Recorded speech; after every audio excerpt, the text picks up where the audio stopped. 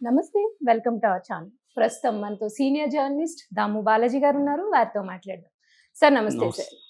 Sir, Mastan Sai ఇంట్లోంచి లావణ్య తీసుకొచ్చిన hard డిస్క్‌లో దాదాపు 200 న్యూడ్ వీడియోస్ ఉన్నాయని, అలాగే అందులో కొంతమంది హీరోయిన్స్‌వి కూడా ఉన్నాయి అని ఆ అమ్మాయి చెప్తుంది సార్.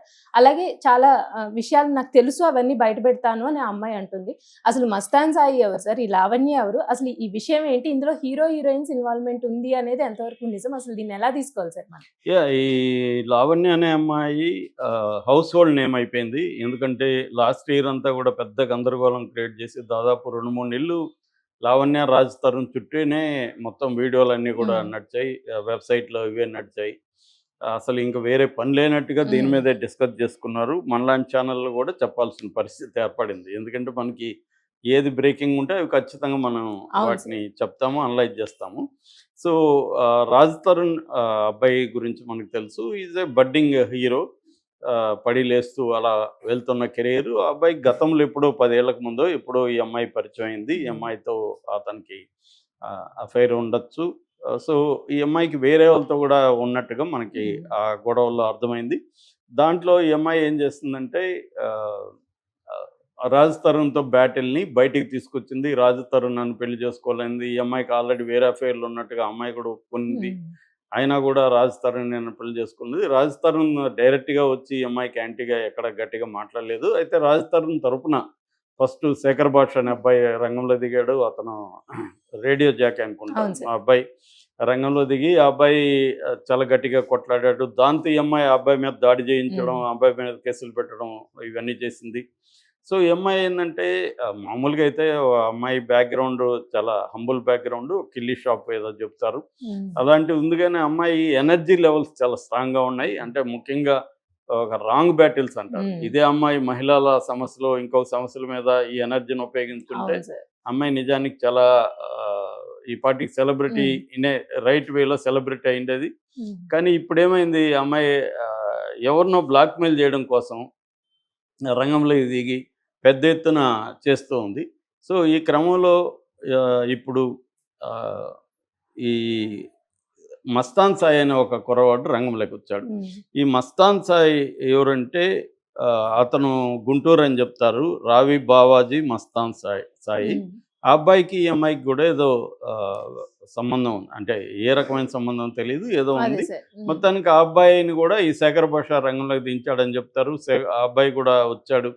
ఆ అబ్బాయి గతంలో వరలక్ష్మి టిఫిన్స్ డ్రగ్ కేసు ఏదో ఉంది. ఆ హుహు. డ్రగ్ కేసులో అతని మీద కూడా ఇన్వాల్వ్ అయినట్టు కేసు. హ్మ్. ఆ వరలక్ష్మి టిఫిన్స్‌లో కూడా చాలామంది ఇన్వాల్వ్ అయ్యారు. మొన్ననే ఆహ్, గోవాలో ఆత్మహత్య చేసుకున్న కృష్ణప్రసాద్, హ్మ్. ఆహ్, కేపీ హ్మ్. ప్రసాద్ అనమాట. ఆయన కృష్ణప్రసాద్ చౌదరి. కేపీ చౌదరి అంటారు. హ్మ్. 'కబాలి' తెలుగు ప్రొడ్యూసరు. హ్మ్. ఆయన గూడా ఉన్నాడు. ఆయన మొన్న ఆత్మహత్య చేసుకున్నాడు. హ్మ్. సో, ఈ సాయి గూడా దాంట్లో ఉన్నాడు. హ్మ్. సో, ఎప్పుడైతే ఈ అమ్మాయి రాజ్ తరుణ్‌కి సపోర్ట్‌గా ఎవడొచ్చినా వాళ్ళ మీదకి బ్యాటిల్‌ని అవును. మళ్లిస్తది. హ్మ్. అయితే ఈ అమ్మాయికి మరి విచిత్రం ఏందంటే, నాకు గూడా ఈ అమ్మాయిని పరిశీలిస్తుంటే అక్కడ నార్సింగ్ పోలీస్ స్టేషన్‌లో మరి ఈ అమ్మాయికి ఏమన్నా వీవీఐపీనా ఆ పోలీస్ స్టేషన్ వరకు నాకు హ్మ్. తెలీదు. ఓకే ఈ సార్. అమ్మాయి కేసు పెడితే ఎవరి మీద పెడితే వాళ్ళని అరెస్టులు చేసేస్తున్నారు. ఓకే. చివరికి జర్నలిస్టులు మన మిత్రులు గూడా కొంతమంది హ్మ్. మీద పెడితే వాళ్ళు పిలిపిచ్చి స్టేషన్‌కి వాళ్ళని బెదిరించడం ఆ ఓహ్! స్థాయిలో. హ్మ్. మరి ఆ స్టేషన్ మీద ఇప్పటివరకు ఏ రకమైన చర్యలు తీసుకోవాలి? ఎందుకు ఈ హ్మ్. అమ్మాయికి ఇంత ఇంపార్టెన్స్ అవును ఇస్తున్నారు? సార్. అంటే హ్మ్. రకరకాల కథనాలున్నాయి. ఈ అమ్మాయికి ఎవరితో ఆ స్టేషన్‌లో ఏదో అఫైర్ ఉందని ఇలా గూడా మాట్లాడుతున్నారు. హుహు. ఏదేమైనా ఈ అమ్మాయికి మాత్రం అట్‌మోస్ట్ ఇంపార్టెన్స్ ఆ స్టేషన్ ఇస్తుంటే కనబడుతుంది. ఇప్పుడు ఇదే కేసు తీసుకుందాం. ఈ అమ్మాయి ఏం చేసింది? ఈ అమ్మాయి ఈ మస్తాన్ సాయి ఇంటికెళ్ళి, మస్తాన్ సాయి ఇంట్లో హ్మ్. 4 టీబీ ఉంటే దాన్ని పట్టుకొచ్చింది. ఇది ఖచ్చితంగా ఈ అమ్మాయి మీద దొంగ థెఫ్ట్, అవును సార్. అటాకు, ఇంటి మీద అటాక్, హ్మ్. దాడి, థెఫ్ట్ ఈ కేసులు పెట్టాలి గదా! ఈ పెట్టాలి. అమ్మాయి మీద. ఈ అమ్మాయి మీద ఎందుకు పెట్టలేదు ఫస్ట్ పాయింట్. హ్మ్. తర్వాత ఈ అమ్మాయి ఎళ్లి హార్డ్ డిస్క్ ఇచ్చి ఇందులో న్యూడ్ వీడియోలున్నాయి హ్మ్. అని జెప్పింది. న్యూడ్ వీడియోలు హార్డ్ డిస్క్‌లో ఉండడం ఏ రకమైన నేరం నాకు తెలీదు. ఎందుకంటే ఇప్పుడు ఫోను తీస్తే కొన్ని వందల పోర్న్ సైట్‌లు వచ్చేస్తాయి. హ్మ్. పో మరి ఇంటర్నెట్‌లో పోర్న్ సైట్‌లుంటే దాన్ని డౌన్‌లోడ్ చేసుకొని ఒకతను హార్డ్ డిస్క్ పెట్టుకొని తన పాటికి తను చూసుకుంటుంటే అది ఎలా నేరం అవుతుందో అర్థం కాదు. హ్మ్. అలా నేరం అయితే మరి ఆ సైట్‌లన్నీ కూడా నేరం చేస్తున్నాయి కదా! అవును సైట్‌లు సార్. ఎందుకు ఉంచుతున్నారు? గవర్నమెంట్ కావచ్చు, Hmm. కోర్టులు కావచ్చు. సో ఈ అమ్మాయి వెళ్ళి ఒక ఇంట్లో దాడి చేసి Hmm. ఇప్పుడు చాలా మంది ప్రతి 10 మందిలో దాదాపు 6-7 మంది ఇళ్లల్లో ఉంటాయండి. ఎందుకంటే విమెన్ కూడా 48% స్త్రీలు పోర్న్ చూస్తున్నారనేది ఆ మధ్య కూడా సర్వేలో వచ్చింది. తప్పేం లేదు. ఎందుకు చూడకూడదు వాళ్ళు? మగవాళ్ళే చూడాలనేది ఏముంది? సో కాబట్టి India one of the top 10 కంట్రీస్‌లో పోర్న్ కన్జంప్షన్ అనేది ఉంది. సో ఇది జరుగుతున్నప్పుడు ఒకవేళ తప్పైతే ఎవరు చేసినా తప్పే కదా! కానీ ఇక్కడ ఫస్ట్ ఈ అమ్మాయిది నేరం. ఈ అమ్మాయిని అరెస్ట్ చేయాలి. అది వదిలేసి పోలీసులు మస్తాన్ సాయిని అరెస్ట్ చేశారు ఈ కేసులో. ఆ వీడియోలు ఉన్నాయని. దాంట్లో ఈ అమ్మాయి ఏం చేస్తుంది? దాంట్లో ఏమున్నాయో పోలీసులు అఫీషియల్‌గా చెప్పట్లే. ఈ అమ్మాయి చెప్తుంది వచ్చి హీరోలు, హీరోయిన్‌లు ఉన్నాయి దాంట్లోని. అంటే టు క్రియేట్ ఎ సెన్సేషన్. నిజానికి ఏ హీరోలు ఉన్నాయో తెలీదు. Right sir. దానికొక పేరైతే చెప్పింది. హీరో నిఖిల్‌ది కూడా ఉన్నాయని. ఈ అమ్మాయి చెప్పే వెర్షన్ ఏందంటే ఇతను హ్యాక్ చేశాడంట ఫోన్‌లు. హ్యాక్ చేసి వాళ్ళ ఫోన్‌లలో ఉండే వీడియోలని ఇతను లాగాడంట. లాగి వీడు ఒక స్టోర్ చేసి పెట్టుకున్నాడంట. అట్లాగే ఇతను కొంతమంది అమ్మాయిలకి డ్రగ్స్ ఇచ్చారంట. ఆ డ్రగ్స్ ఇచ్చినప్పుడు వాళ్ళు ఇష్టం వచ్చినట్టు అమ్మాయిలు బిహేవ్ చేస్తే ఆ వీడియోలంతా కూడా ఇతను షూట్ చేసి పెట్టాడని ఈ అమ్మాయి చెప్తుంది. ఈ అమ్మాయి చెప్పిన ఆరోపణలు నిజమైతే ఖచ్చితంగా మస్తాన్ సాయిని తప్పు చేసినట్టే. ఎందుకంటే వేరే వాళ్ళకి డ్రగ్స్ ఇచ్చే వాళ్ళకి తెలియకుండా వీడియోలు తీయడం రాంగ్. మామూలుగా ఇంటర్నెట్‌లో ఉన్న వీడియోలు డౌన్‌లోడ్ చేసి పెట్టుకుంటే అది వేరే వ్యవహారం. దాని మీద కేసులంటే అది వేరే కథ.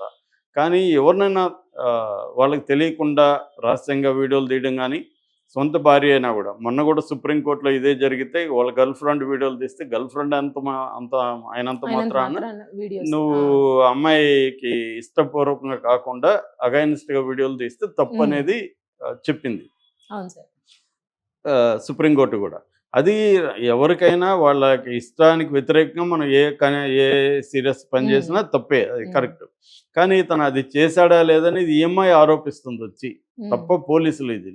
అంటే ఈ అమ్మాయికి అతనికి మధ్య గొడవ ఉంది ఎప్పటినుంచో. దాంతో అతనికి ప్రతీకారం తీర్చుకోవడానికి ఈ అమ్మాయి చేస్తుందని క్లియర్. ముందు నుంచి కూడా అసలు ఈ అమ్మాయికి సింపతి అనేది ఏ కోసైనా ఎవరిలో లేదు. బిగినింగ్‌లో సింపతి ఉన్నింది. కానీ ఈ అమ్మాయి ఇవన్నీ చేసేది చూసి ఈ అమ్మాయి మీద ఎవరికీ సింపతి కూడా లేదు. కావాలని ఈ అమ్మాయి ఇది చేస్తుంది అనేది అందరికీ అర్థమైపోయింది. మరి ఈ నార్సింగ్ పోలీసులు మాత్రమే ఈ అమ్మాయికు ఎందుకు సపోర్ట్ చేస్తున్నారనేది అది కూడా త్వరలో తేలే అవకాశం ఉంది. ఎందుకంటే దీని మీద వాళ్ళ మీద కూడా చర్య తీసుకునే అవకాశం ఉందని చెప్తున్నారు. ఎందుకంటే మీడియా కూడా ఇవన్నీ బయటకు తీసుకొస్తుంది. ఎందుకు మీరు ఈ అమ్మాయి కంప్లైంట్ కానీ ఎవరినంటే వాళ్ళని అరెస్ట్ చేస్తారు. యాక్చువల్‌గా ఈ అమ్మాయి తప్పు చేసిందిగా అసలు వేరే ఇంట్లో పోయి టీవీ హార్డ్ డిస్క్ ఎలా తెస్తుంది ఈ అమ్మాయి? సో ఇది ప్రాబ్లం. ఒకసారి హార్డ్ డిస్క్ తెచ్చినాక అతను ఈఎంఐ పెట్టి ఉండొచ్చు ఆ వీడియోలు దాంట్లో. అతని దాన్ని నువ్వెలా చెప్తావు? పోలీసులు అతని ఇంట్లో పోయి పట్టుకుని ఉంటే అది కథ వేరండి. ఈఎంఐ తెచ్చింది హార్డ్ డిస్క్. మీ ఇంట్లో నేను హార్డ్ డిస్క్ తెచ్చి దాంట్లో నేను వీడియోలు వేసి నువ్వేసావు అని పెడితే అరెస్ట్ ఎలా చేస్తారో నాకు అర్థం కావట్లేదు. సో ఈఎంఐ ఇస్తే హార్డ్ డిస్క్ పోలీసులు ఎలా అతన్ని అరెస్ట్ చేస్తారండి? అతను పెట్టినట్టు పోలీసుల దగ్గర ప్రూఫ్ ఏముంది? ఈఎంఐ పెట్టి ఉండొచ్చు కదా హార్డ్ డిస్క్లో.